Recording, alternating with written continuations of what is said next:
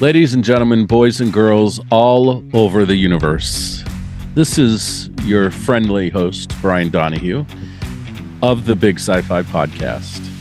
And it's that time again, the time you've been waiting for, the time we all have been waiting for. Maybe some of us have been dreading it, I don't know. But today, we are going to share our in-between season content for the first time with you. We have once again decided to write 1,000-word or less flash fiction story using 4 words that each of us chose on our own, each one individually: bubblegum, octopus, isotope, and radar. With me today are my co-hosts Adina Mignona, Steve Merkin, and Cristian Fox. Say hello, everybody. Hey. Hello, everybody. Here we are. We're about to have some fun, and we're about to go into Storyland.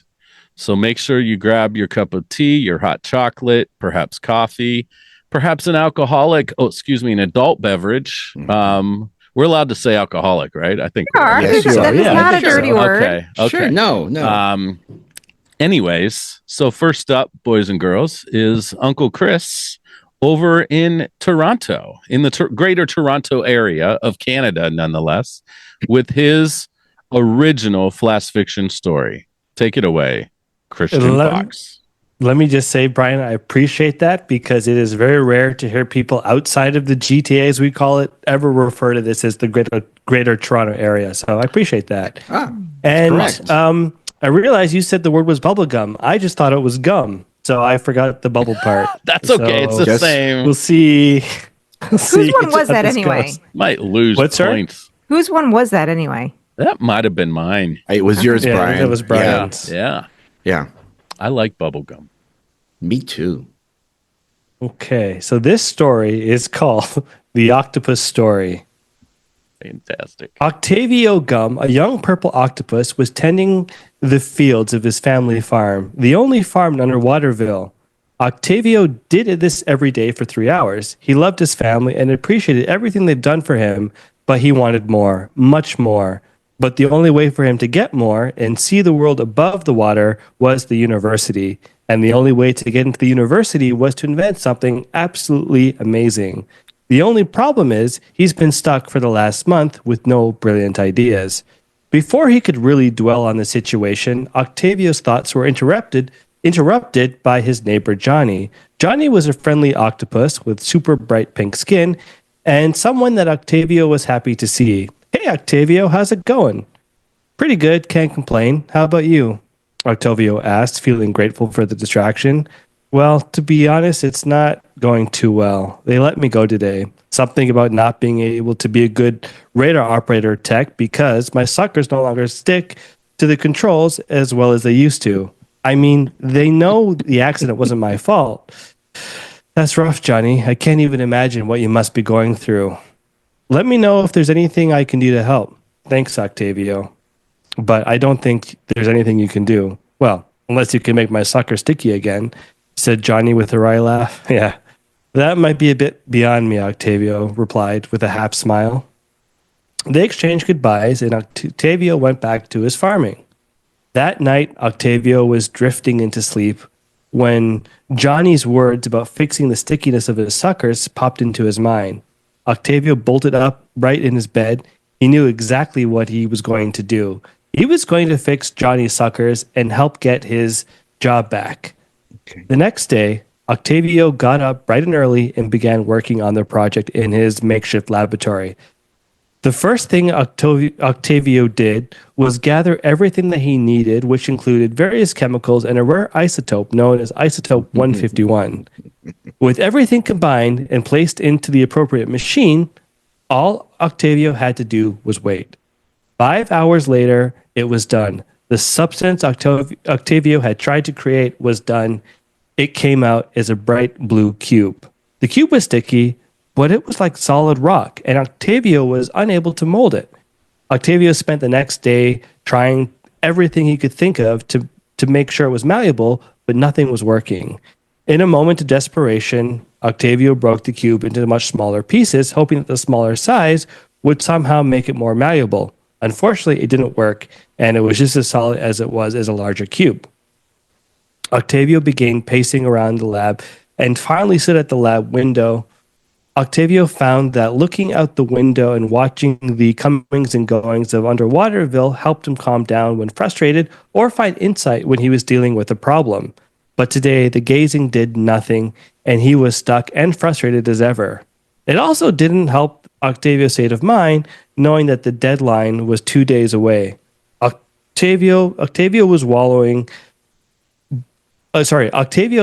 came to an abrupt end when he heard the voice of Uncle Bob and his cousin little Lucy coming down the stairs. "Oh, hey, Uncle Bob." "Hey, Lucy." "Hi," Octavio replied. Little Lucy excitedly. Our mom says you've been down here your mom says you've been down here for a minute working on one of your inventions." "Yeah, I'm trying to, but kind of stuck, to be honest," Octavio said, trying to downplay his frustration. "Well, you just got to keep at it. That's how I got into the university."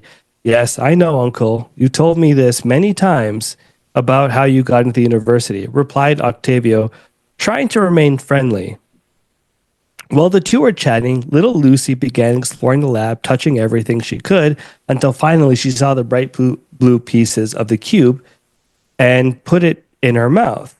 "Ooh, what's that? It's so pretty. Wait, Lucy, don't chew that," Octavio said, trying to get her to stop, but trying not to scare her.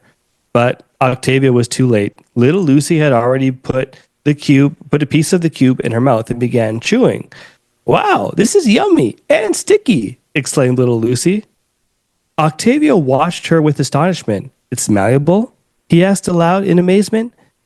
"Did it really just need to be chewed?" Octavio picked up a piece of the cube and began chewing.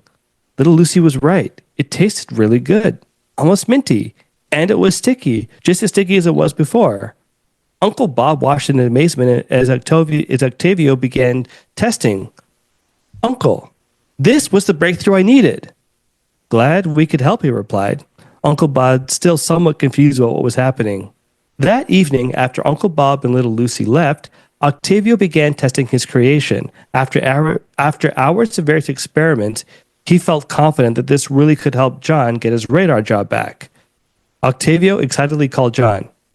"I think I can help you get your job back. Can you come over?" John arrived almost instantly. Octavio greeted John and took him to his lab where he demonstrated the creation. John eagerly took a piece of the cube and began chewing it. "Wow, it's really good. Kind of minty." "So now I just take it and I can apply it to one of my suckers?" "Yes, simple as that," replied Octavio. Johnny did as he was instructed. To Octavio's relief, Johnny was able to pick up things and manipulate controls in a way that he hadn't been able to since the accident. "This is incredible," exclaimed Johnny. If this doesn't get my job back, nothing will. What are you going to call it?" "Honestly, I have no idea," replied Octavio, somewhat embarrassed that he hadn't thought about it. "Well, your last name is Gum, so why not Gum?" And that's it. I loved it. Very cute. Thank you. That could be a children's book. Yes. Very easily. Yes. I can see all it play out maybe. right in my mind. Very good. Very good. Yeah. I liked Octavio the octavio. Yeah. I was just like, I want to do something dumb like that. Like something like, it's an octopus. Can I have like Octavius? And I thought, Octavio. I haven't heard that before. Yeah. Octavius was used. I like the idea of a sucker accident too. Yeah, so I was like, okay, how can I incorporate? That's hysterical. What, sorry? What's always fun is, again, like knowing my story and possible sort of commonalities in what we might have done. Maybe. Okay. I'm curious. Well, we'll find out soon enough. Right. Yeah. Well, Chris, really well done. Thank you. Just so everyone knows, Chris was really worried about it. I was like, okay, I got to get this story done in time. That was a crunch. That was really good, my friend. Yep. Job well done. Was it under 1,000 words too? For real? I think it was 998. Okay. Wow, very good. Beautiful. It did come across a little. I was thinking like, Are we thought it was going long. past 1,000? Yeah, I thought so let too. me But I thought so. We're verifying right now, ladies and gentlemen. Okay. Everybody watch no, we're it not. as it Are we? happens. Are you actually verifying, Chris?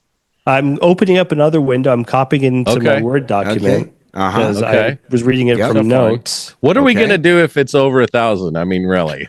50 wet lashes with a noodle. I don't know. No. Yeah, it's still showing as 998. All right. Okay, That's then very including the good. title. Yay! Under the wire. That's what you want. Cool. Under Well the done. wire. Well, folks, hope you enjoyed Chris's story.